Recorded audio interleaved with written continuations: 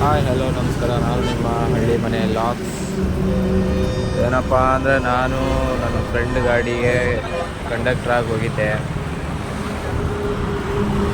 ಎಲ್ಲಿಗೆ ಅಂದರೆ ಮಂಗಳೂರು.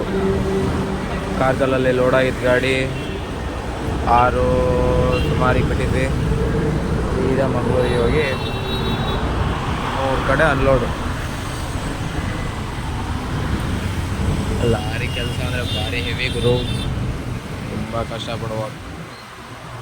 ಲಾರಿ ಹೋಗೋರಿಗೆ 3 ಮಾತಾಡ್ತಾರೆ,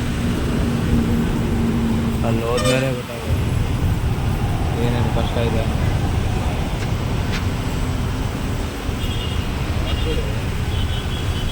ಕಷ್ಟನೇ ಲಾರಿ ಲೈಫ್. ರೋಡ್ ಸಿಕ್ಕಿಲ್ಲ ಅಂದರೆ ಅಲ್ಲೇ ಆಲ್ಟಿಂಗು, ಏನು ಸಿಗುತ್ತೆ ಅದನ್ನು ತಿನ್ಬೇಕು.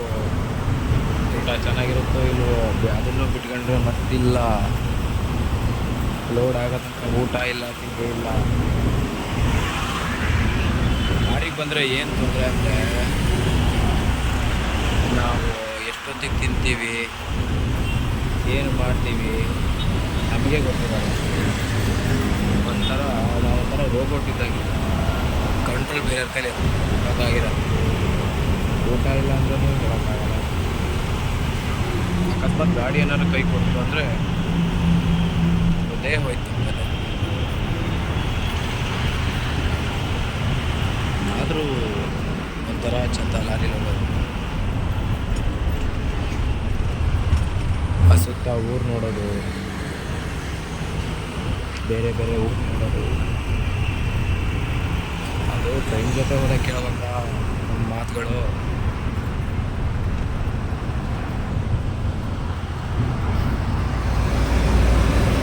ಇದು ಉಡುಪಿಯಿಂದ ನಾವು ಮಂಗಳೂರು ಹೋಗ್ತಾ ಇರೋದು. ಈಗ ನಾವು ಪ್ರೆಸೆಂಟ್ ಇರೋದು ಮಂಗಳೂರು.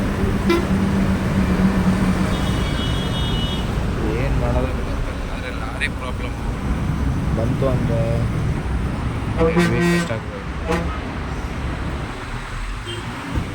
ತುಂಬ ಕಷ್ಟ ಅಂದರೆ ಕಷ್ಟ. ಶೃಂಗೇರಿ 86 ಕಿಲೋಮೀಟ್ರು.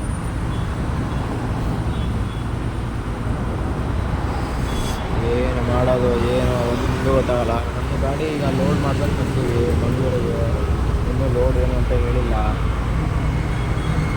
ನನ್ನ ಫ್ರೆಂಡ್ ಗಾಡಿ ಒಳಗೆ ಕೂತಿದ್ದ, ನಾನು ಹುಡುಗಿ ಜೊತೆ ಮಾತಾಡ್ಬೇಕಂತ ಹಂಗೆ ಬಂದೆ.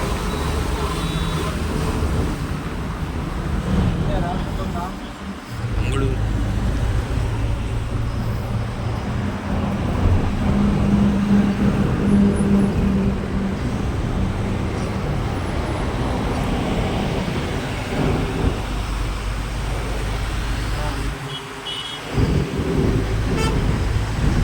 ಹೆವಿ ಟ್ರಾಫಿಕ್ ಬರೋ. ಉಡುಪಿಲಂತೂ 1 ಗಂಟೆ ಬೇಕು ಬರೋ ಟ್ರಾಫಿಕ್ಕು. ನಮ್ಮ ಲಾರಿ ತಿರ್ಸೋಕ್ಕೂ ಜಾಗ ಇಲ್ಲ ಗುರು ಇಲ್ಲಿ. ಲಾರಿ ತಿರ್ಸ್ಬೇಕಂದ್ರೆ ಹೆವಿ ಕಷ್ಟಪಡ್ಬೇಕು. ಟ್ರಾಫಿಕ್ ಜಾಮೇ ಆಗ್ಬೇಕು.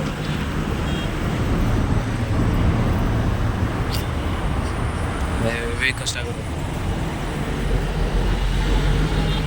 ಯಾರ್ಯಾರು ಏನೇನು ಅಂತಾರೋ ಒಂದೊಂದು ಬೈತಾರೆ. ಆದರೆ ಅವ್ರು ಯಾರಿಗೂ ಕಷ್ಟನೇ ಗೊತ್ತಾಗಲ್ಲ ಲಾರಿ ಅದು.